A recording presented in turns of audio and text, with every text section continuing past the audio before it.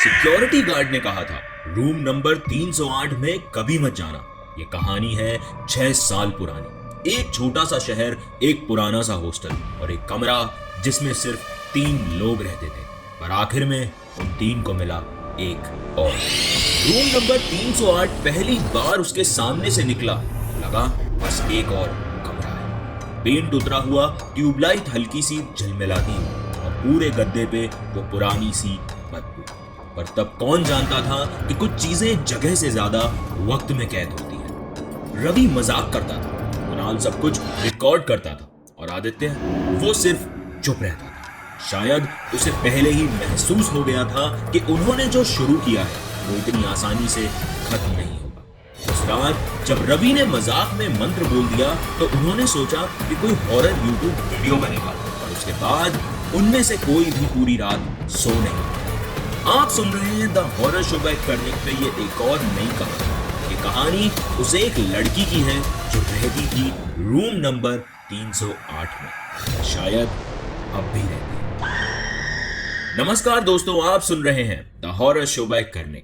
यहाँ कहानियां सिर्फ सुनाई नहीं जाती, महसूस भी की जाती हैं। आज की कहानी एक अनफॉरगेटेबल किस्सा है। ये कहानी मुझे भेजी है कुणाल ने। 6 साल पहले जब कुणाल अपनी कॉलेज की पढ़ाई के लिए मध्य प्रदेश के एक छोटे से इंडस्ट्रियल टाउन गया था तो उसने सिर्फ क्लासेस और असाइनमेंट का सामना नहीं किया, बल्कि उसने उस हॉस्टल में कुछ ऐसा देखा जो शायद ना उसने समझा ना उसके दोस्तों ने। वो कहता है कि कर्णिक भाई, मैं सच कहूं तो कई बार मुझे लगता है कि जो कुछ भी हुआ वो सिर्फ एक बुरा सपना था। लेकिन जब मैं आज भी रात में कोई आवाज सुनता हूं या कभी अंधेरे में कोई परछाई देख लेता हूं तो मुझे याद आ जाता है वो हॉस्टल। ये कुछ चीजें भूलने से नहीं, सिर्फ चुप रहने से ही शांत रहती है। अगर आप इस शो पर नए हैं तो स्पॉटिफाई पे शो को रेट एंड फॉलो जरूर करें। अगर कहानी आपको पसंद आ रही है तो 5 स्टार रेटिंग देना ना भूलें। और हाँ, अगर आपके पास भी कोई कहानी है या फिर कोई ऐसी याद है जो आपको आज तक सोने नहीं देती तो उसे मेरे साथ जरूर शेयर करना। ईमेल आईडी आपकी स्क्रीन पर है। आपकी कहानी का मैं इंतजार करूंगा। ये कहानी मैं आपको कुणाल के पीओवी से सुनाऊंगा। तो चलिए स्टार्ट करते हैं। अक्सर कुछ जगह इतनी पुरानी होती हैं कि उनकी दीवारों में सिर्फ यादें नहीं, कुछ और भी कैद होता है। मध्य प्रदेश के एक पुराने शहर में था गोविंदपुर बॉयज हॉस्टल। एक हॉस्टल जो खुद अपने अंदर 50 साल से कहानियां लेके जिंदा था। ऊपर से सिर्फ एक पुरानी 3 फ्लोर की बिल्डिंग दिखती थी, पर अंदर जाने पर लगता था जैसे वक्त खुद वहां रुक गया हो। दीवारों से उतरा हुआ पेंट, कॉरिडोर के कोनों से अजीब सा सन्नाटा और बालकनी में सूखे वहां लोगों के कपड़े। वहां रहते थे कई स्टूडेंट्स, लेकिन 3rd फ्लोर पे था रूम नंबर 308। उसकी एक अलग ही पहचान थी। ये कहानी वहीं से शुरू होती है। रूम नंबर 308, उसी के बगल में था रूम नंबर 307 जिसमें रहते थे 3 दोस्त, रवि, कुणाल और आदित्य। रवि तो मानो हॉस्टल की जान था। उसका काम ही था मजाक करना, लोगों को छेड़ना, प्रैंक करना, चाहे मिडनाइट मैगी बनाना हो या वॉशरूम में स्पीकर लगा के भूत की आवाज निकालना हो। रवि के बिना हॉस्टल में मस्ती अधूरी थी, लेकिन उसके मजाक कभी कभी ज्यादा हो जाते थे। कुणाल यानी कि मैं कैमरा फ्रेंडली था और हर वक्त शूट करने वाला। मेरे फोन में हर चीज का क्लिप होता था, रैगिंग से लेके कैंडल लाइट हॉरर स्टोरीज तक। मेरा सपना था एक दिन हॉरर यूट्यूब चैनल बनाना और हर रात नींद से ज्यादा मुझे फुटेज चाहिए होती थी। और हमारा तीसरा दोस्त सबसे अलग, आदित्य, शांत, स्पिरिचुअल और थोड़ा ओल्ड स्कूल टाइप्स था। वो हर सुबह 5 बजे उठकर पूजा करता, रूम में अगरबत्ती जला देता और रात को सोने से पहले एक मंत्र जपता। आदित्य को लोग हॉस्टल में पंडित जी बुलाते थे, मजाक में, लेकिन उसके लिए स्पिरिचुअलिज्म एक जोक नहीं था। हम तीनों अलग थे पर दोस्ती में हम एक थे। बचपन से साथ थे, लेकिन शायद जिंदगी में हर बैलेंस किसी पॉइंट पे हिल जाता है। और वो पल उस दिन आया था जब रवि ने मजाक में कुछ ऐसा बुला लिया जो सिर्फ सुनने के लिए नहीं था। हॉस्टल की जिंदगी में कुछ चीजें फिक्स होती हैं। खाना अक्सर बेकार होता है और नींद कभी पूरी नहीं होती, और हर नए फ्रेशर को रैगिंग का डर होता है और एक इमोशनल ट्रॉमा भी होता है। तो एक दिन हम सब हॉस्टल के कॉरिडोर में खड़े थे। रवि और मैं फुल एंजॉयमेंट मूड में थे, मस्ती कर रहे थे, वैसे भी रैगिंग चल रही थी या यूं कहें मजाक चल रहा था। और वो आदित्य, वो भी था, पर वो थोड़ा दूर खड़ा था। एक दीवार के पास एकदम चुप, जैसे ये सब उसके लिए एकदम बचपना हो। तभी एक सीनियर नए फ्रेशर के साथ मजाक कर रहा था। वो उससे बोलता है कि भाई शाहरुख खान बन और कभी खुशी कभी गम का सीन कर, जिसमें उसे घर से निकालते हैं। वो फ्रेशर तो ऐसे घबरा गया कि उसने कोई भूत देख लिया हो, और फिर वो हिचकिचाते हुए बोलता है कि लेकिन भैया मैंने तो कभी एक्टिंग की ही नहीं। रवि मुझे देखता है और धीरे से बोलता है, भाई ये एक्टिंग करे ना करे, आज तो ये हंस गया है। मैंने हंस के बोला, चल कैमरा रेडी है, अब एक्सप्रेशन मिस नहीं करते। और आदित्य वो बस दूर से सब देख रहा था। उसका चेहरा थोड़ा टेंस था, जैसे उसे ये सब बिल्कुल फनी नहीं लग रहा था। फिर धीरे से वहां से चला गया। रवि ने देखा पर इग्नोर कर दिया। ऐसे ही कुछ दिनों तक ये सब चलता रहा। फिर एक रात 2 बजे के आसपास हमारे रूम में एकदम डिम येलो लाइट जल रही थी। इंडक्शन पे रवि कढ़ाई में मैगी बना रहा था। तभी रात में रवि ने एक प्रैंक सोचा। अपना ब्लूटूथ स्पीकर निकाला और उसने हॉरर क्रीपी वॉइस चला। स्पीकर से आवाज आई कि मुझे भूख लगी है, मैगी दो। न जाने रवि ये आवाजें कहां से क्रिएट करता था। आदित्य ने आंखें खोली, थोड़ा सा झटका खाया पर कुछ नहीं बोला। रवि लिटरली हंस के गिर गया और बोला कि पंडित जी, क्या किसी आत्मा से डायरेक्ट कनेक्शन हो गया क्या? देख, उसे भी मैगी चाहिए। आदित्य ने बस मुझे देखा एकदम ब्लैंक एक्सप्रेशंस के साथ, फिर अपनी माला को टाइट पकड़ के अपना काम करने लगा। एक रात हम सब हॉस्टल के छत पे बैठे थे। ठंडी हवा चल रही थी, एक लाइट की धीमी सी रोशनी भी थी और बैकग्राउंड में किसी का स्पीकर बज रहा था थोड़ा दूर डिस्टेंट पे। और हम लोग अंताक्षरी खेल रहे थे और बड़े मजे आ रहे थे उस रात को। सडनली एक हवा चलती है और वो बल्ब बुझ जाता है। सब लोग थोड़ा कंफ्यूज हो गए, कोई समझ नहीं पाया। और आदित्य वो वहीं रेलिंग के पास बैठा आसमान को देख रहा था। उसका चेहरा बिल्कुल सीरियस हो गया। रवि ने उसे बोला कि पंडित जी, आज तो बहुत गहरी सोच में हो, फुल मून नाइट है, भविष्यवाणी बताओ। और आदित्य बस चुप था, बस चांद को देख रहा था, बिल्कुल सीरियस। अगली सुबह रवि अपना टूथब्रश लेके आ रहा था और आदित्य अपना मंत्र जप रहा था। रवि ने फिर वो प्रैंक शुरू किया और स्पीकर से बोला, भूत आया भूत। एकदम से वो लाउड साउंड पूरे कमरे में फैल गई और रूम में एक क्रीपी साइलेंस छा गया। पर तभी आदित्य ने बिना देखे बोला कि जो चीजें दिखाई नहीं देती उनका मजाक नहीं बनाना चाहिए रवि। एकदम साइलेंट हो गए थे। वो पहला मोमेंट था जो रवि और मुझे लगा था कि आदित्य जो कह रहा है उसमें थोड़ा दम है, पर क्योंकि हॉस्टल की जिंदगी में सीरियस होना कूल नहीं होता, तो उस बात को हम लोगों ने मजाक में टाल दिया। लेकिन हमें क्या पता था कि वो मजाक हमारी जिंदगी का सबसे बड़ा हादसा बनने वाला है। उस रात के बाद हॉस्टल में सब कुछ वैसा नहीं था, लेकिन फिर भी पता नहीं क्यों लगने लगा था कि कुछ तो होने वाला है, या शायद ये कहना चाहिए कि कुछ अजीब सा फील होना शुरू हो गया था। हमें उस वक्त समझ नहीं आया, पर अब सोचता हूं तो लगता है कि हॉस्टल की हवा में भी कुछ बदल रहा था।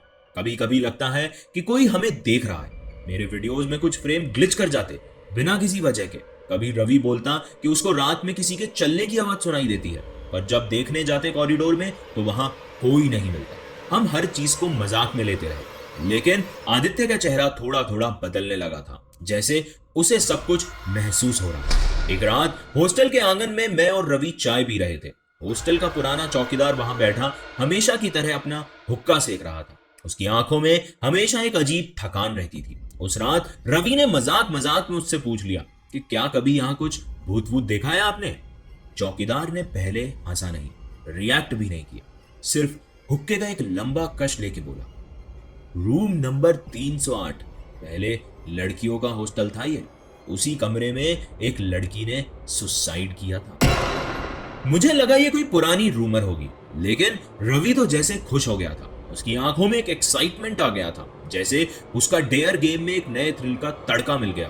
अगली ही सुबह उसने मुझे बोला कि इस बार डेयर गेम में असली हॉरर डालते हैं। मैं पहले हंस दिया, फिर सोचा कि हाँ, व्लॉग के लिए कंटेंट तो सॉलिड मिलेगा। उसी रात रवि अपने फोन पे कुछ हॉरर चैनल स्क्रॉल कर रहा था। उसने एक वीडियो प्ले की, टाइटल था how to invite a restless spirit, real mantra used in rituals. Video में एक बाबा टाइप आदमी था जो किसी पुराने शमशान में बैठा मंत्र बोल रहा था। रवि उस वीडियो को पॉज कर करके डायरी में मंत्र लिखे जा रहा था। मैं पहले इसे स्टंट समझ रहा था, लेकिन जब मैंने आदित्य का चेहरा देखा तो मेरे अंदर से ठंड दौड़ गई। आदित्य कुछ नहीं बोल रहा था, बस उसका चेहरा पीला पड़ गया था। उसकी आंखों में डर था, लेकिन वो चुप था। वो सिर्फ रवि की तरफ देखता रहा। फिर अपने कपड़ों का झोला उठाया और रूम के कोने में जाके बैठ गया। जैसे उसे समझ आ गया था कि कुछ तो गलत होने वाला है। उसने बस एक लाइन कही और वो लाइन मेरे दिमाग में आज भी घूमती है। उसका कहना था कि ये जगह शांत नहीं है, तुम्हें समझ नहीं आ रहा है, पर कुछ यहाँ है। उस वक्त मैंने भी उसकी बात पे ध्यान नहीं दिया। हमने सोचा ये फिर से वही पुरानी बातें कर रहा है, लेकिन कुछ तो था उसकी आवाज में, कुछ तो था जो अंधेरे में था, जिसका मतलब समझने में हमें बहुत देर हो गई थी, बहुत देर। वो हमसे कम बोलने लगा था। उसकी पूजा के टाइम में वो और ज्यादा फोकस्ड और साइलेंट हो जाता। एक रात मुझे लगा कि उसने मंत्र जाप के बीच कुछ और बोला, एक नाम या कोई वार्निंग, पर जब मैंने पूछा तो उसने सिर्फ आंखों से मना कर दिया बिना कुछ कहे। उस वक्त मुझे भी सब अजीब सा लग रहा था, लेकिन रवि और मैं इन सबको बस हॉस्टल का ड्रामा मानकर इग्नोर कर दिया। हमें उस वक्त तक अंदाजा भी नहीं था कि हम एक उस लाइन के पास खड़े हो चुके हैं जहां से लौटना मुश्किल था। जो हम समझ नहीं पाए थे वो आदित्य पहले महसूस कर रहा था, लेकिन उसकी वो खामोशी शायद हमें उस वक्त समझ नहीं आई। फिर 31 अक्टूबर की रात, हैलोवीन नाइट। हॉस्टल में सबका मूड अलग ही था। हर फ्लोर पे अलग वाइब थी। कोई मास्क पहने चिल्ला रहा था तो कोई टॉर्च लेके कॉरिडोर में दरवाजे पे नॉक नॉक गेम खेल रहा था। कहीं लाउडस्पीकर से स्पूकी म्यूजिक बज रहा था और कुछ लड़के तो व्हाइट बेडशीट ओढ़ के भूत भूत खेल रहे थे। ऊपर से देखते तो लगता कि हॉस्टल किसी थीम पार्क में बदल गया है। क्या पता था कि इस मस्ती के बीच हम 3 लोग एक कोने में किसी और ही दुनिया का दरवाजा खोलने जा रहे थे। रवि ने प्लान बनाया था डेयर गेम को असली हॉरर ट्विस्ट देने का। रात के 12 बजे के आसपास हम छत के एक कोने में जाके बैठ गए, जहां लाइट भी अभी थोड़ी कम थी और हवा काफी तेज चल रही थी। बाकी सब लोग अपने अपने डेयर टास्क में बिजी थे। वही टाइमिंग थी जब हमने वो रिचुअल सेटअप किया फन करने के लिए। रवि ने एक बड़ा सा पीतल का थाल रखा, उसमें एक दिया जलाया। न जाने वो किस दुकान से उसमें डालने के लिए कोई नॉर्मल तेल नहीं, दिल्ली का तेल खरीद के लाया था। थाली में एक नींबू था, थोड़ा सा सिंदूर और कुछ नीम के पत्ते और एक सूखा नारियल रखा हुआ था, वही नारियल जो हम खाते हैं। थाल के चारों तरफ रवि ने सिंदूर से एक सेंटेंस लिखा कि कौन है जो आ सकता है। मैं वीडियो शूट कर रहा था, इनिशियली मजाक में, लेकिन अंदर से कुछ अनईजी लगने लगा। रवि हमेशा की तरह कॉन्फिडेंट था, हंसी मजाक में कमेंट्री चालू थी उसकी, और आदित्य वो बिल्कुल चुप था। उसका साइलेंस उस वक्त ज्यादा भारी लग रहा था। वो ना हंसा ना कुछ बोला, सिर्फ छत के उस कोने में पालती मार के बैठा रहा। कभी दिए की लाल रोशनी को देखता तो कभी ऊपर आसमान में चांद को, जैसे उसे पता हो कि कुछ तो आने वाला है, जैसे वो किसी और डायमेंशंस में चला गया हो। रवि मंत्र बोलने लगा, वही मंत्र जो उसने YouTube से लिखा था। पहले तो सिर्फ एक जोक जैसा लगा, फिर उसके फर्स्ट 2 रिपीटेशंस के बाद भी कुछ नहीं हुआ। लेकिन जैसे ही उसने मंत्र को तीसरी बार रिपीट किया, एकदम से वो तेज हवा ठंडी हवा में बदल गई। छत पे टेम्परेचर कुछ सेकंड्स के लिए ड्रामेटिकली गिर गया। पहले लगा कि हवा का झोंका था, पर दिया तो बिल्कुल स्टडी चल रहा था। उसका फ्लेम 1 सेकंड के लिए हिला और फिर एक झटके में बुझ गया। और सबसे डरावनी बात, वो सिंदूर से लिखा हुआ सेंटेंस, कौन है जो आ सकता है, वो धूल और हवा से धीरे धीरे मिटने लगा, जैसे कोई और उसे अपने हाथों से मिटा रहा था। सब कुछ स्लो मोशन में होने जैसा फील हुआ, जैसे वक्त धीरे धीरे करके रुक रहा था। मैंने कैमरा बंद कर दिया था। पहली बार मुझे लगा कि हमने कुछ ऐसा छेड़ दिया है जिसे छेड़ना नहीं चाहिए था। रवि जो अब तक मजाक कर रहा था, उसका चेहरा सडनली ब्लैंक हो गया। आदित्य अब भी कुछ नहीं बोल रहा था, लेकिन उसकी आंखें सीधा उस नारियल पे टिकी हुई थी। वो धीरे धीरे काला होने लगा, या शायद मेरा इल्यूजन था। वहीं पे बैठ के सब कुछ अंधेरों में छुप गया था। और मुझे आज भी याद है वो हवा, उस हवा में एक अजीब सी स्मेल थी, जैसे कोई पुरानी धूप जली हो। कुछ तो था वहां। उस रात छत से उठकर जब हम वापस रूम में आए, तब तक हम तीनों ने कुछ नहीं बोला। ना रवि ने कोई कमेंट मारा, ना मैंने कोई वीडियो शूट किया। और आदित्य, उसने सीधा माला उठाई और रात भर बिना रोके मंत्र जपता रहा। तब तक हमें सिर्फ इतना ही समझ आया था कि ये कोई डेयर गेम नहीं था। हमने किसी चीज को इनवाइट कर लिया था और अब वो आ भी चुकी। शायद आधी रात हो चुकी थी। रूम की लाइट का बल्ब हल्की हल्का फ्लिकर करने लगा। पहले लगा वोल्टेज लो होगा या वायरिंग का कुछ इशू होगा, लेकिन फिर पंखे ने आवाज करना शुरू किया। एक ऐसी घिसती हुई आवाज, बड़ी ही अजीब सी थी, जैसे उसमें से कोई कुछ बोलने की कोशिश कर रहा था। उसी बीच एक डीप फेमाइन विस्पर मेरे कान के बिल्कुल पास से निकली। इसे बुला रहे थे। आवाज इतनी नर्म थी कि एक पल को लगा मेरी इमेजिनेशन का हिस्सा है, पर जब रवि ने अपने हाथ को पकड़ा और बोला कि भाई मेरा हाथ ठंडा पड़ गया है, तब मुझे समझ आ गया कि मैं अकेला नहीं हूं। रूम का टेम्परेचर सडनली 2-3 डिग्री गिर गया, जैसे किसी ने एकदम से एसी चालू कर दिया हो। लेकिन हमारे रूम में तो एसी था ही नहीं। आदित्य ने बिना कुछ कहे अपनी आंखें बंद की और बिना किसी ड्रामे के मंत्र जपना शुरू कर दिया। उसकी आवाज कमरे में गूंज रही थी, स्टडी, कंट्रोल्ड, और तभी सारी लाइट्स एक झटके में बुझ गई। पूरा कमरा अंधेरे में बदल गया।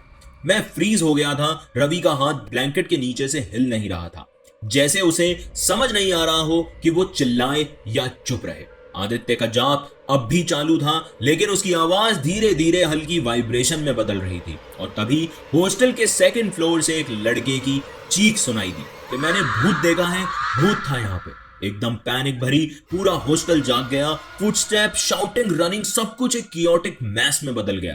कुछ ही मिनट में ग्राउंड फ्लोर पे 20-25 स्टूडेंट्स जमा हो गए थे। सबके चेहरे पे कंफ्यूजन, डर और एक सवाल था। और तभी मैं और रवि नीचे बेचैनी में गए। सब आपस में अलग अलग बातें कर रहे थे। कोई कह रहा था कि वाइट सा कुछ देखा, विंडो के बाहर कोई था। लेकिन जो चीज सबसे ज्यादा हमें डरा देने वाली थी वो ये थी कि आदित्य अब तक नीचे नहीं आया था। हम दोनों एक दूसरे को देखते रहे कि क्या करें, ऊपर जाके उसे ले आए या सबके बीच खड़े रहें जैसे कुछ हुआ ही नहीं। तभी गार्ड भैया आए, वही चौकीदार जिसे हम रोज हुक्के वाले अंकल के नाम से बुलाते थे। एक कोने से आके वो हम पे चिल्ला पड़ा, मना लिया हैलोवीन, समझाया था ना मैंने 308 में कुछ मत छेड़ना, पर नहीं, तुमने जगा दिया उसे। सारी भीड़ की आंखें उसकी तरफ पलट गई। उसका चेहरा पहली बार जेन्युइनली गुस्से में था। वो बोलता गया जैसे उसके अंदर का सारा दर्द फट गया हो।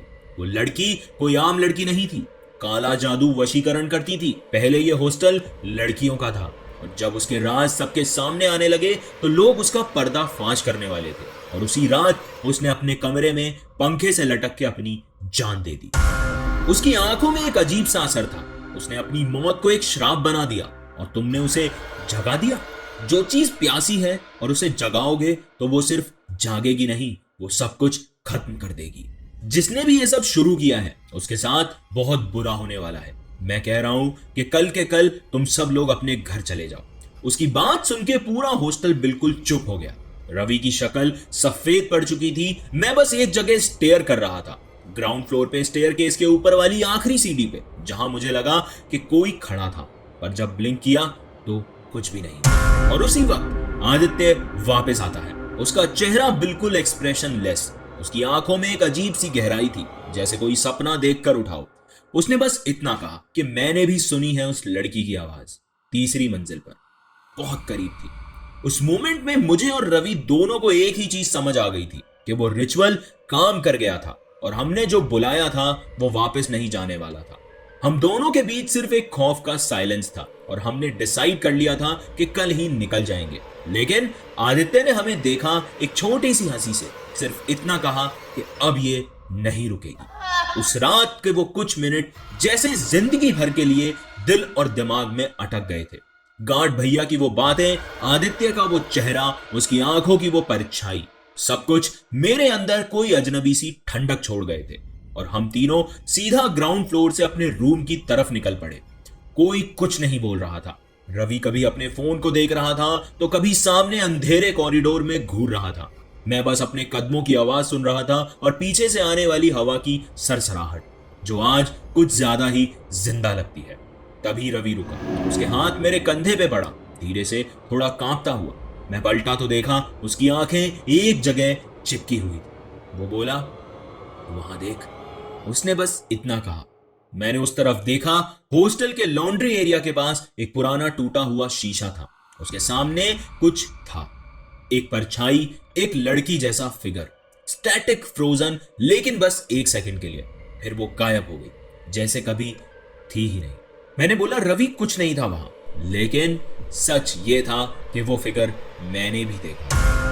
उसके बाद हम तीनों बिना कुछ कहे रूम तक पहुंचे। दरवाजा बंद करते ही सब अपने बेड पर लेटे। किसी ने कुछ नहीं बोला, ना मजाक, ना कोई डिस्कशन, ना कोई किसी तरह की बात। सिर्फ एक साइलेंस भरी रात थी वो, जो रात के अंधेरे में और गहरी होती जा रही थी। मैं सोने की कोशिश करता रहा, लेकिन आंखें बंद करते ही वो चेहरा मेरी आंखों के सामने आ रहा था। घड़ी में टाइम था रात के 2:47 और तभी आदित्य जोर से चिल्लाया कि बचाओ मुझे, बचाओ, छोड़ो मुझे। उसकी आवाज से मेरी नींद खुली। मैं और रवि तुरंत उठकर उसके पास गए। आदित्य बेड की एज पे बैठा था, सांसें अटकी हुई थी उसकी, जैसे उसकी चेस्ट पे कोई इनविजिबल वेट रख दिया था। मैंने पानी का ग्लास उठाकर उसके हाथ में दिया, लेकिन उसने वो ग्लास हटा दिया, जमीन पे फेंक दिया। फिर बिना कुछ बोले वो बेड से सीधा उठकर अपनी पूजा की थाली उठाता है। उसका चेहरा मैं आज भी नहीं भूला हूं। उसकी आंखें, वो आंखें जैसे आंखें नहीं थी, उन्होंने कुछ देख लिया था। उसने एक हाथ से वो छोटी सी घंटी उठाई जो हमेशा बहुत ही मधुर बजती थी, लेकिन इस बार एक जोर की टनटनाटन आवाज के साथ वो पूरे रूम में गूंजने लगी। आदित्य की आवाज में वो शक नहीं था, उसमें एक सच्चाई थी, एक श्राप का ऐलान था। उसने बोला कि तुमने उसे बुला लिया है, उसने तुम्हारी आवाज सुन ली है। अब ये सिर्फ तुम्हारा पीछा नहीं करेगी, ये तुम्हें अपने साथ ले जाएगी। एक पल के लिए सब कुछ रुक गया था। ना पंखा चल रहा था, ना कोई आवाज थी बाहर से, और तभी बैकग्राउंड में एक हल्की सी औरत की हंसी सुनाई दी, बहुत हल्की, जैसे किसी ने दूर से कुछ कहा हो। फिर उसके बाद क्या हुआ, ये आपको कहानी के पार्ट 2 में पता चलेगा। लेकिन आपके जहन में कुछ सवाल जरूर आ रहे होंगे। क्या आदित्य के अंदर कुछ आ चुका था? वो लड़की जो उन्हें कई जगह पर दिखाई दे रही थी, क्या वो वही लड़की थी? और सबसे इंपॉर्टेंट, क्या ये रिचुअल सिर्फ एक आत्मा को लाने के लिए था, या उसके जरिए कुछ और भी आने वाला था? आपके ये सारे सवालों के जवाब आपको कहानी के पार्ट 2 में मिलेंगे, और कहानी के पार्ट 2 में ही इस कहानी का एंड होगा। तब तक चैनल पर बने रहिए, और अगर आपके पास भी कोई कहानी है, कोई किस्सा है, तो उसे मुझे भेजना ना भूलें। और अगर आपको आज की कहानी पसंद आई है तो चैनल को सब्सक्राइब कर लें, वीडियो को लाइक करें। और आप ये कहानी स्पॉटिफाई पे सुन रहे थे तो शो को रेट एंड फॉलो जरूर करें। कुछ डर एक रात तक रहते हैं और कुछ जिंदगी भर साथ। रवि चला गया था बिना कुछ कहे, और आदित्य वो तो अब कुछ और ही बन चुका था। और मैं सिर्फ एक चीज समझ पाया, हमने जो बुलाया था उसने सिर्फ रूम नंबर 308 को नहीं, हम तीनों के अंदर अपनी जगह बना ली थी। 3 दिन बाद जब हम घर से वापस आए तो आदित्य नहीं मिला। एक लड़का मिला जिसके चेहरे पे लिपस्टिक थी और आंखों में कोई और। रूम में जिस टेबल पर पूजा की थाली होती थी, आज उसी टेबल पे विस्की की बोतल रखी थी। और जब आदित्य ने मुझे देखा तो उसके चेहरे पे नहीं, उसके पीछे एक औरत मुस्कुराई। रूम नंबर 308 का पार्ट 2 शुरू हो रहा है। अगर आपने अभी तक लाइट्स ऑफ नहीं की है तो अभी भी वक्त है, क्योंकि इस बार ये सिर्फ कहानी नहीं, ये एक चेतावनी। नमस्कार दोस्तों, आप सुन रहे हैं the horror show by Karnik, और ये है रूम नंबर 308 का पार्ट 2, जहां कभी कोई लड़की रहती थी। कहानी शुरू करने से पहले मैं आपको याद दिला देता हूं कि हमने पार्ट 1 कहां खत्म किया था और उसमें क्या हुआ था। ये कहानी शुरू हुई थी एक हॉस्टल से, गोविंदपुर बॉयज हॉस्टल, जो मध्य प्रदेश में कहीं था। 3 कॉलेज फ्रेंड्स कुणाल, रवि और आदित्य एक साथ उस हॉस्टल में रहते थे। रवि और कुणाल हमेशा मजाक और प्रैंक्स करते थे, लेकिन आदित्य वो थोड़ा ज्यादा स्पिरिचुअल और हॉस्टल के स्ट्रेंज एनर्जी के बारे में हमेशा वार्न करता रहता था। सब कुछ तब बदला जब रवि सिर्फ मजाक में एक स्पिरिट को बुलाने के लिए एक रिचुअल करने का फैसला करता है। वो थाली, नींबू, सिंदूर और नारियल लेकर एक मंत्र चांट करता है, बिना समझ के कि ये सब कुछ सीरियस हो सकता है। जब वो कौन है जो आ सकती है कहते हैं तो वो अपने आप को भटकती रूह के सामने रख देते हैं। फिर क्या होता है, आदित्य जो पहले बहुत कॉशियस था, धीरे धीरे कुछ अजीब होने लगता है। वो परेशान हो जाता है और हॉस्टल में स्ट्रेंज चीजें होने लगती हैं। उन्हें सुनाई देने लगती हैं वियर्ड विस्पर्स, लाइट फ्लिकर करती हैं और ठंडी हवा चलने लगती है। और हॉस्टल में बढ़ती हुई ठंड और भयंकर चीजें देखने के बाद सिक्योरिटी गार्ड उन्हें बताता है कि पहले रूम नंबर 308 में एक लड़की ने सुसाइड की थी और उसके बाद से यह जगह शापित हो गई थी। अब वो रूह यही है और उसको तुमने बस एक गेम समझकर जगा दिया है। आदित्य, जिसे पहले से पता था कि कुछ गलत हो सकता है, उसके साथ कुछ ऐसा हुआ जिस पे आपको यकीन नहीं होगा। जानने के लिए क्या हुआ, कहानी का पार्ट 1 अभी सुनिए। तो आइए अब शुरू करते हैं पार्ट 2। उस रात के बाद सुबह जब आंख खुली तो सब कुछ अजीब सा ठहरा हुआ लग रहा था। रात की वो हंसी, वो चांटिंग, वो चिल्लाना, जैसे सब एक भयानक सपना था। लेकिन मैंने अपनी आंखें पूरी खोली तो सामने का मंजर और भी कंफ्यूजिंग था। आदित्य, हाँ वही आदित्य जिसके हाथ कल रात घंटी बजाते थे, जिसके चेहरे पे कोई और चेहरा सा छाया हुआ था, वो आज बेड पे बिल्कुल शांत बैठा हुआ था। एक हाथ में मोबाइल, दूसरा तकिए के नीचे दबाया हुआ। वो स्क्रीन पे न जाने क्या स्क्रॉल कर रहा था, जैसे कल रात उसकी जिंदगी में कुछ भी अलग नहीं हुआ था। और सबसे हैरानी की बात, वो रवि से हंसी मजाक कर रहा था। मुझे लगा हो सकता है शायद उसे कुछ याद ना हो, या शायद वो सब कुछ सप्रेस कर गया हो। लेकिन जब मेरी नजर उस टेबल पर गई जहां हमेशा सुबह पूजा की थाली सजती थी, दिया, चंदन, अगरबत्ती, रुद्राक्ष की माला, तो वो टेबल आज खाली थी, बिल्कुल साफ, जैसे उसने उस पर कभी कुछ रखा ही नहीं। मैं और रवि एक दूसरे को देखते रहे, आंखों में वही सवाल, क्या ये वही आदित्य है? लेकिन हम दोनों ने कुछ नहीं बोला, शायद हम डर गए थे। रूम का माहौल अजीब सा न्यूट्रल था, न ज्यादा लाइट थी न ज्यादा अंधेरा, बस एक घोर सन्नाटा जैसा फील हो रहा था। हमने डिसाइड किया था कि कुछ दिन के लिए घर चले जाते हैं, फ्रेश एयर मिलेगी, सोचने का टाइम मिलेगा। हमने अपना बैग उठाया, रवि ने लास्ट टाइम रूम के हर कोने में नजर डाली और बिना कुछ बोले निकल गया। मैं उसके पीछे पीछे चल पड़ा। सीढ़ियों से नीचे उतरते वक्त मुझे ऐसा फील हो रहा था जैसे कोई हमें छुपके से देख रहा है, जैसे हमारे हर कदम गिन रहा है। गेट क्रॉस करते ही मैंने पीछे मुड़ के हॉस्टल की बिल्डिंग को देखा तो वो वही थी, पुरानी, खामोश, लेकिन उसके अंदर कुछ तो हमसे छिपा हुआ रह गया था। वो 3 दिन घर पे गुजारना जरूरी था, दिमाग को नॉर्मल करना था। लेकिन जब 3 दिन बाद हम वापस आए तो जो देखा उसने मेरी सोच ही नहीं, मेरा पूरा भरोसा बदल दिया। वो 3 दिन जो हम घर पे बिता कर आए थे सिर्फ ब्रेक नहीं थे, वो एक इल्यूजन था, एक ब्रीदिंग स्पेस, एक झूठा कंफर्ट, जहां हमने सोचा था कि शायद सब कुछ नॉर्मल हो जाएगा। लेकिन हॉस्टल के गेट के अंदर जाते ही मुझे पहला झटका तब लगा जब उस छोटी सी बिल्डिंग की वाइब मुझे और बिगड़ी हुई महसूस हुई।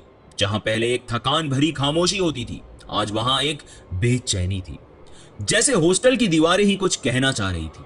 हमारे कमरे का दरवाजा आधा खुला हुआ था और एक अजीब सी स्मेल उस दरवाजे के स्पेस से बाहर आ रही थी। मैं आगे बढ़ा और जब दरवाजे के करीब पहुंचा तो अंदर से एक लाउड बेस हैवी म्यूजिक की गूंज आ रही थी, जो आदित्य के नॉर्मल एनवायरनमेंट से तो बिल्कुल ऑपोजिट थी। रूम के अंदर शराब की स्ट्रॉन्ग स्मेल थी जो तुरंत नाक में घुस गई। पहले तो मुझे लगा कोई और बंदा घुस गया है हमारे रूम में, पर जब मैंने अंदर झांक के देखा तो मेरी सांसें अटक गई। आदित्य, हाँ वही आदित्य, रूम के कोने में सोफे पे नशे की हालत में बैठा था। टेबल पर एक आधी विस्की की बोतल थी, एक सिगरेट उसकी उंगलियों के बीच में आधी जली हुई थी, और सबसे डिस्टर्बिंग बात, वो अपने सामने मिरर में खुद से बातें कर रहा था। वो कोई कैजुअल मिरर टॉक नहीं थी, वो लिटरली अपने रिफ्लेक्शन से बातचीत कर रहा था। आंखों में वो अजीब सी चमक, वो गेज, जैसे उसका रिफ्लेक्शन उसे कुछ जवाब दे रहा था। चारों तरफ सिगरेट की ऐश फैली हुई थी, पूरे कमरे में कचरा ही कचरा था। उसकी आंखों से वो पहले वाली शांति, वो स्पिरिचुअल ऑरा, सब कुछ जैसे किसी ने खींच के निकाल लिया था। उसकी जगह कुछ और घुस गया था उसमें, कुछ ऐसा जो सिर्फ देखकर समझा नहीं जा सकता था, महसूस हो रहा था मुझे। मेरे पैर तो जैसे दरवाजे के चौखट पे ही जम गए थे। दिमाग में एक ही सेंटेंस बार बार गूंज रहा था, ये आदित्य नहीं है। मैं जोर से उसे आवाज देने ही वाला था कि तभी पीछे से रवि भी वापस आया। उसने मुझे दरवाजे पर स्टंट खड़े देख और बिना कुछ सोचे सीधा मेरे बगल में आ गया। जैसे ही उसकी भी नजर आदित्य पे पड़ी, उसके माथे पे एक सेकंड में लकीरें बन गई। उसके मुंह से आवाज नहीं निकली, वो सिर्फ मेरी तरफ मुड़ा और हकपकाते हुए बोला, कुणाल, कुणाल, आदित्य, क्या क्या क्या हुआ इसको? मैं बस चुप था, कुछ नहीं बोल पाया। मुझे लगा अगर मैंने कुछ बोला तो ना जाने क्या हो जाएगा। रवि की वो हकपकाहट मेरे कानों में आज भी जिंदा है। वो बंदा जिसे मैं 10 साल से जानता था, जिसकी हर सुबह पूजा से स्टार्ट होती थी, जो चाय के सिवाय कुछ नहीं पीता था, जिसे पार्टी से चिढ़ थी, जो कभी हॉस्टल के लाउड ग्रुप्स का पार्ट नहीं बनता था। आज वो बंदा उसी रूम में विस्की लेके सिगरेट और नशे के धुएं में डूबा हुआ था। अपने ही रिफ्लेक्शन को देखते हुए कुछ ऐसे मुस्कुरा रहा था जैसे उसने कोई राज जान लिया। हमें समझ नहीं आ रहा था कि हम रूम में जाएं या वापस घर चले जाएं। ये आदित्य था भी या उसकी बॉडी में कोई और था। और तब पहली बार मुझे लगा कि हमने जो रिचुअल किया था उसने किसी चीज को बुलाया नहीं था, उसने किसी चीज को एक घर दे दिया था, और शायद वो घर था आदित्य का शरीर। अगर आपको कहानी पसंद आ रही है तो मुझे कमेंट्स में जरूर बताएं, शो को रेट करें, चैनल को सब्सक्राइब करें एंड वीडियो को लाइक करें। और हाँ, आप अपनी कहानी मुझे ईमेल कर सकते हैं, मैं आपकी कहानियों का इंतजार करूंगा। फिर जब हम रूम के अंदर गए तो आदित्य ने जैसे हमें वेलकम किया, वो ही सबसे अनसेटलिंग चीज थी। उसकी वो स्माइल थोड़ी ज्यादा स्ट्रेंज, थोड़ी ज्यादा फोर्स्ड, जैसे वो आदित्य था ही नहीं। और जैसे ही उसने रवि को गले लगाया, रवि को उसके हाथों की ग्रिप में कुछ अलग महसूस हुआ।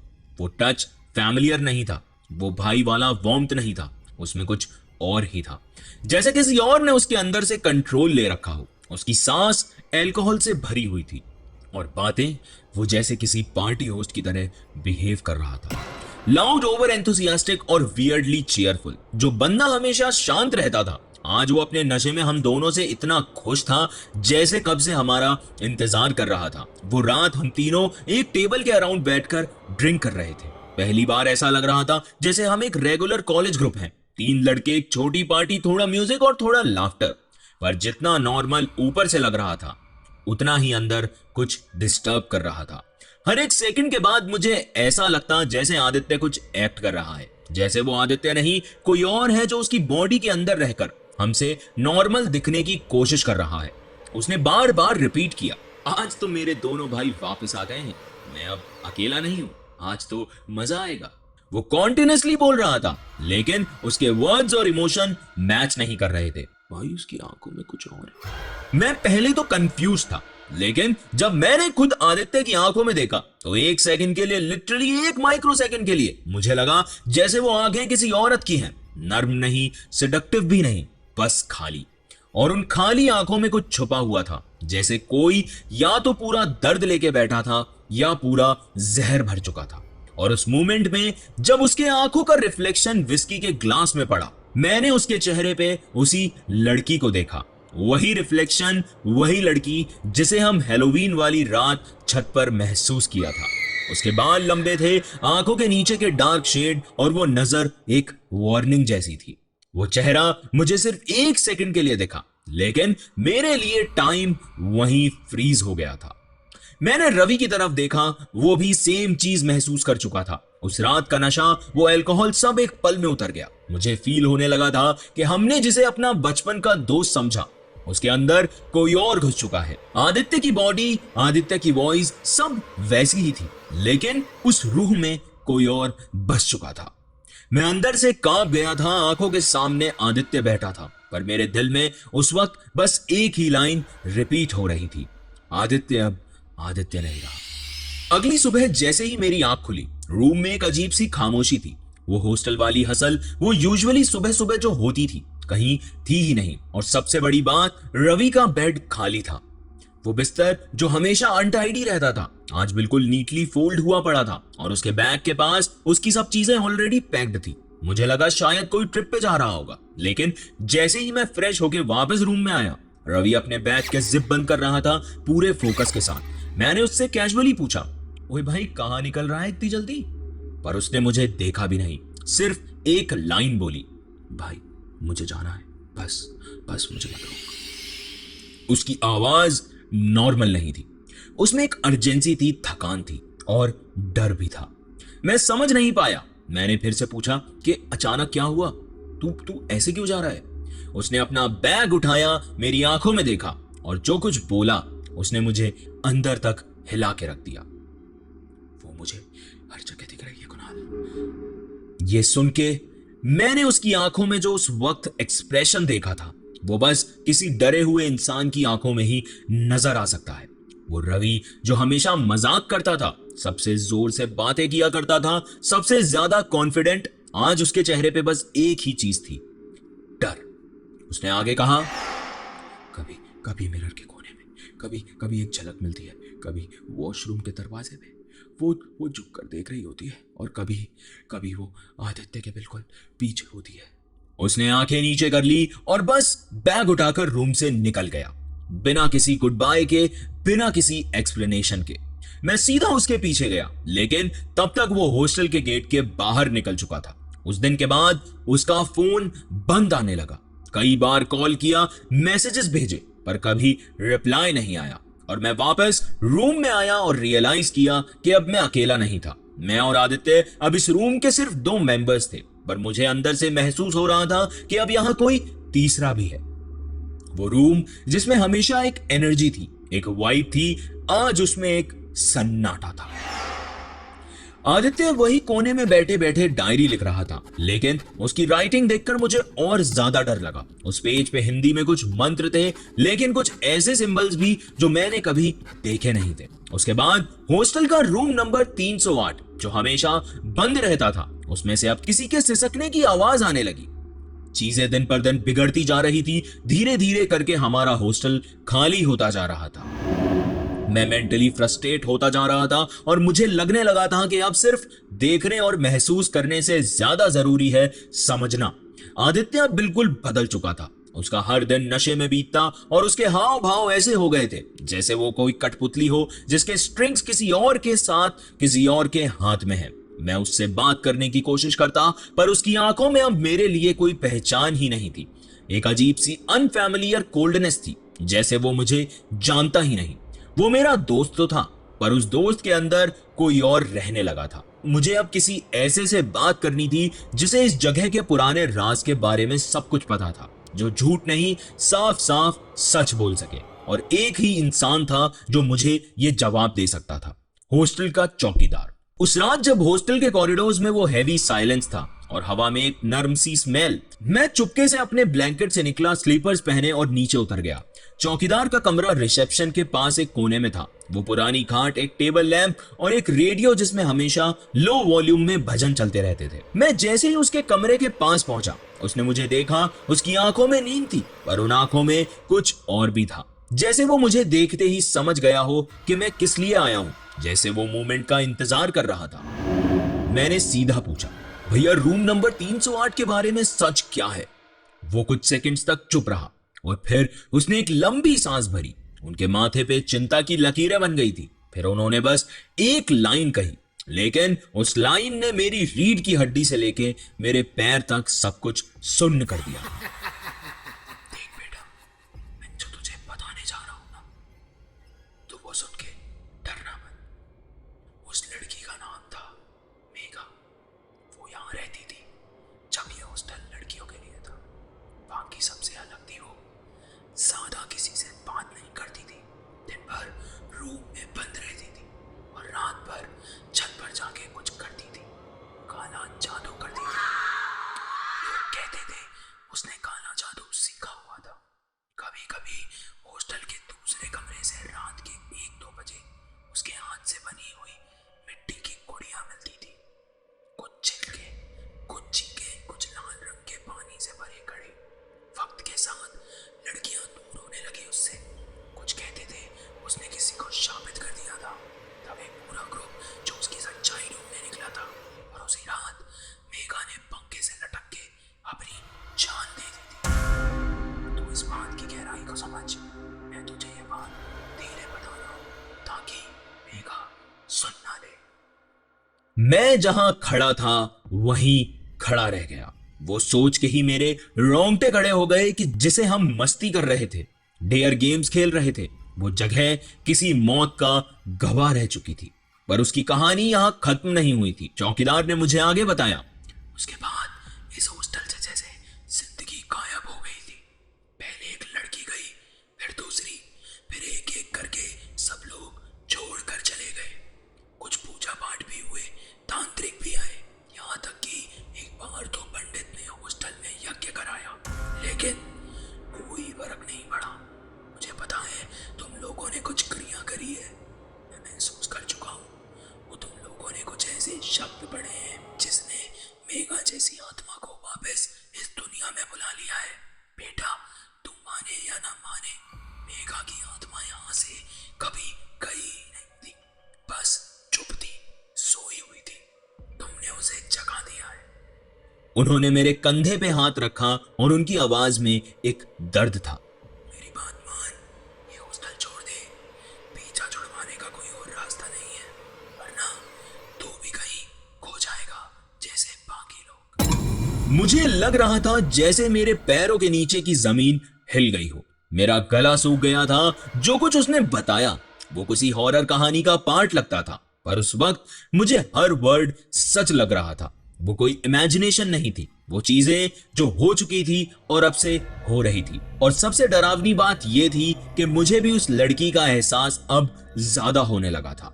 चौकीदार की बातें मेरे दिमाग के अंदर घूम रही थी, जैसे किसी ने एक हॉन्टेड कैसेट रिवाइंड पे चला दी हो। हर वर्ड हर लाइन का मतलब अब अलग दिखने लगा था। उसने कहा था कि तुमने उसे जगा दिया है, और मुझे पता नहीं क्यों एक सेकंड के लिए लगा कि अगर मैंने देर कर दी तो मैं भी उन्हीं में शामिल हो जाऊंगा जो कभी वापस नहीं आए। मैं बिना एक सेकंड की देरी किए सीधा रूम की तरफ भागा। हॉस्टल के कॉरिडोर में अंधेरा था, ट्यूबलाइट की फ्लिकरिंग की आवाज आ रही थी और मैं ऑलमोस्ट दौड़ रहा था। हर कदम के साथ एक अलग टेंशन चढ़ रही थी मेरे दिमाग के अंदर, जैसे हर पल किसी अननोन डेंजर की तरफ जा रहा हूं। रूम के पास पहुंचा तो देखा दरवाजा अंदर से बंद था। मैंने पहले नॉर्मल नॉक किया, आदित्य, आदि भाई। कोई जवाब नहीं। फिर थोड़ा जोर से, Aditya, Aditya open the door यार, क्या कर रहा है तू? फिर तेजी से 2-3 बार नॉक किया। दरवाजा हिलता तो, लेकिन कोई भी जवाब नहीं आ रहा था। मैं अब पैनिक करने लगा था। मैंने सोचा शायद वो कुछ सुन नहीं पा रहा हो या फिर सो गया हो, लेकिन फिर एक अजीब सा मूवमेंट हुआ।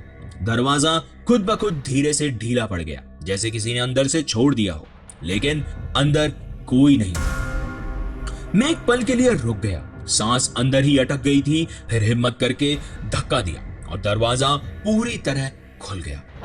रूम के अंदर लो ऑरेंज लाइट थी, उसी ऑरेंज बल्ब की जो हम यूजुअली पूजा के वक्त जलाते थे, लेकिन उस रोशनी में कुछ अलग था, कुछ अननेचुरल, जैसे वो बल्ब रोशनी नहीं दे रहा था, किसी चीज को हाईलाइट कर रहा हो जो अंधेरे में छुपी थी।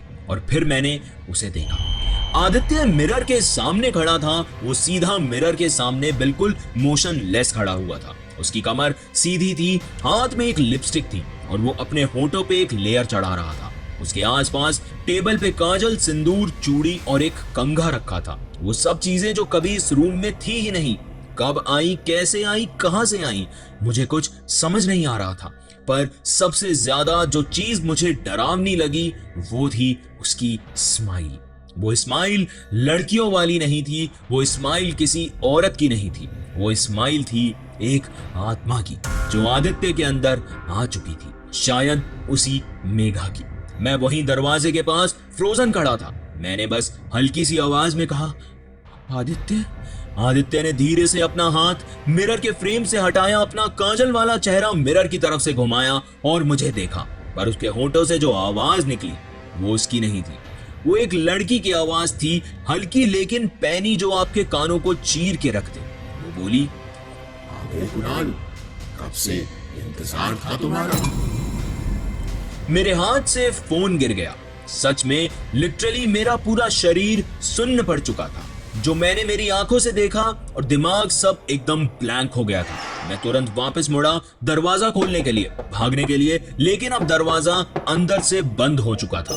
जो दरवाजा अभी 2 मिनट पहले खुद से खुला था वो अब फिर से लॉक हो चुका था। मैं जोर से हैंडल घुमाने लगा, धम-धम करके दरवाजे पे मुक्के मार रहा था।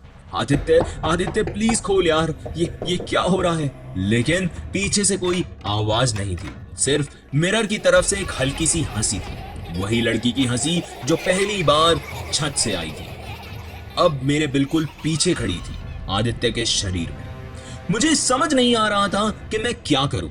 मैं दरवाजे पे लगातार धक्के मार रहा था, लेकिन वो खुलने का नाम ही नहीं ले रहा था। हर एक सेकंड ऐसा लग रहा था कि आदित्य या फिर जो भी उसके अंदर है वो मुझे पीछे से छू लेगा, पकड़ लेगा, या उसकी वो औरत जैसी आवाज फिर से मेरे कान के पास सुनाई देगी। मेरे हाथ कांप रहे थे, सांसों की स्पीड डबल हो चुकी थी और दिमाग बस एक ही सोच में अटका हुआ था, ये आदित्य नहीं है। जैसे ही मैंने एक और जोरदार धक्का दिया, दरवाजा अचानक से खुल गया। मैं बिना पीछे देखे सीढ़ियों से कॉरिडोर में दौड़ा। चप्पल भी उल्टी पहनी हुई सीधा ग्राउंड फ्लोर तक गया और चौकीदार भैया के रूम तक पहुंचा। मैंने ऑलमोस्ट चीखते हुए बोला, भैया भैया प्लीज जल्दी चलो मेरे साथ, कुछ तो गलत है, ऊपर आदित्य ठीक नहीं है। चौकीदार ने मुझे 1 सेकंड के लिए घूरा। उनके चेहरे पे घबराहट नहीं थी, बस एक थकान थी, जैसे वो सब कुछ पहले से जानते थे। वो बिना कुछ बोले, बिना कुछ पूछे उन्होंने अपनी चप्पल पहनी, टॉर्च उठाई और मेरे साथ हॉस्टल के 3रे फ्लोर तक आ गए।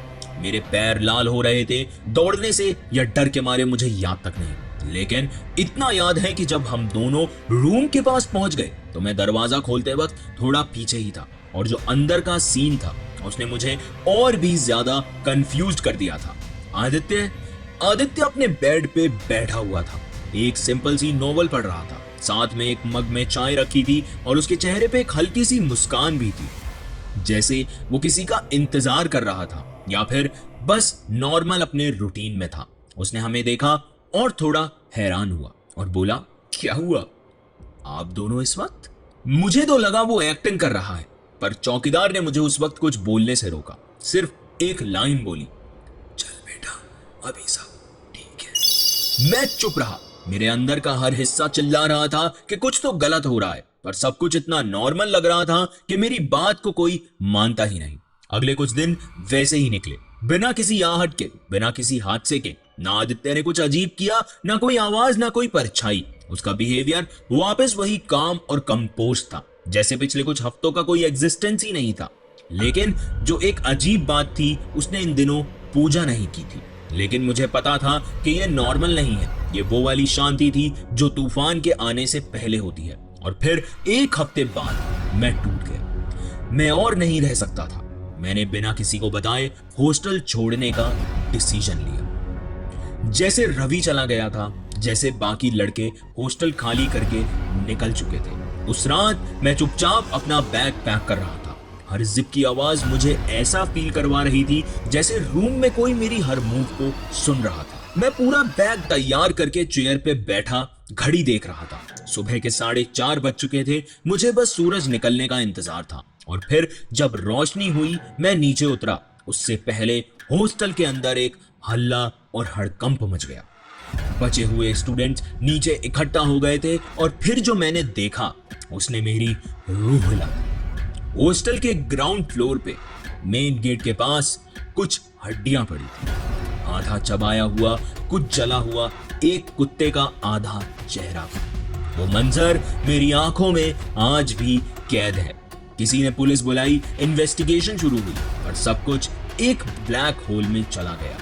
कोई प्रूफ नहीं मिला, कोई फुटेज नहीं, कोई फिंगरप्रिंट्स नहीं, जस्ट एन अनएक्सप्लेन्ड हॉरर। और सबसे शॉकिंग बात, उस सुबह आदित्य हॉस्टल में था ही नहीं। उसका सामान, उसकी चप्पल, उसकी पूजा की थाली, डायरी तक, लेकिन आदित्य गायब, जैसे हवा में घुल गया था।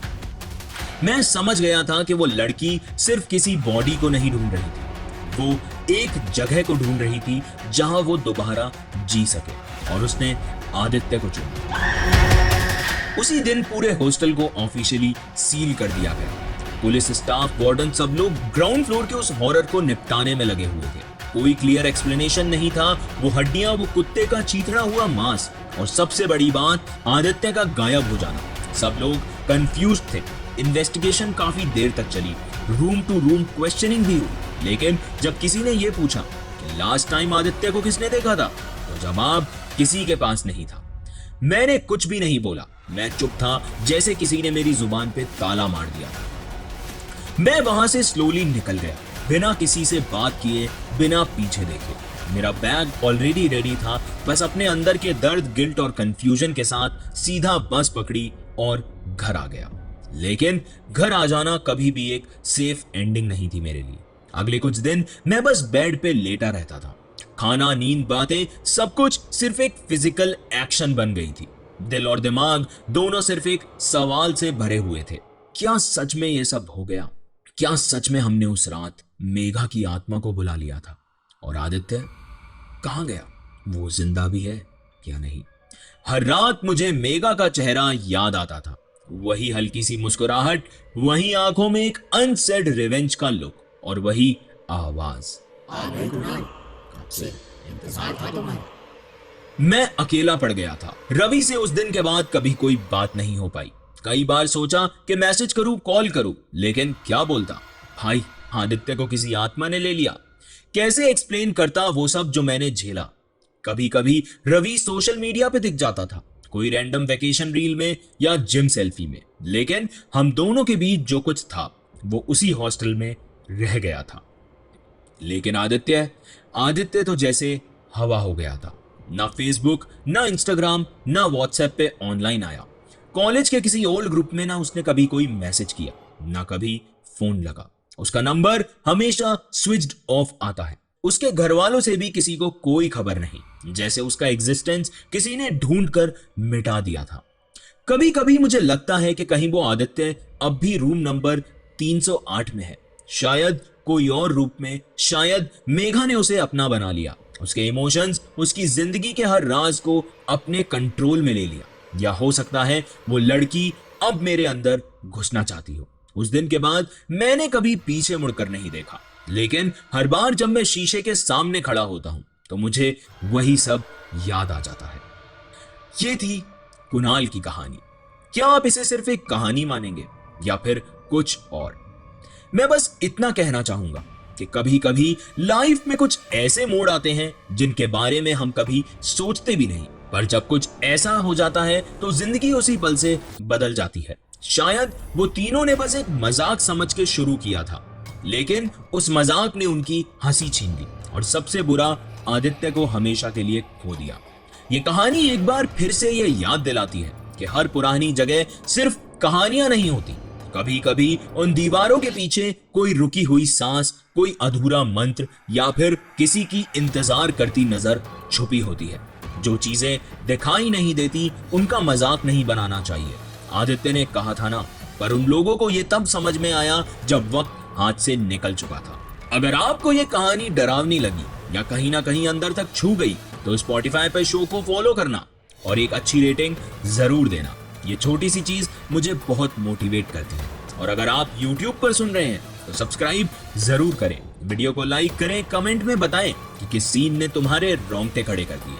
और हाँ, अगर आपके पास भी कोई ऐसी कहानी है जो आप कभी किसी से कह नहीं पाए या फिर एक ऐसी याद जो कभी भूल नहीं पाए, तो ईमेल करो या इंस्टाग्राम पे DM करो। दोनों चीजें आपको स्क्रीन पर मिल जाएंगी। मैं हूं कर्णिक और आप सुन रहे थे द हॉरर शो का एक और नया किस्सा। मिलते हैं अगले एपिसोड में एक और नई कहानी के साथ। तब तक अपने आसपास जरूर देखना, क्या पता कोई आत्मा बस आपका इंतजार कर रही हो। Good night. और हाँ, लाइट बंद करके मत सोना आज। धन्यवाद। आप सुन रहे थे the horror show by Karnik.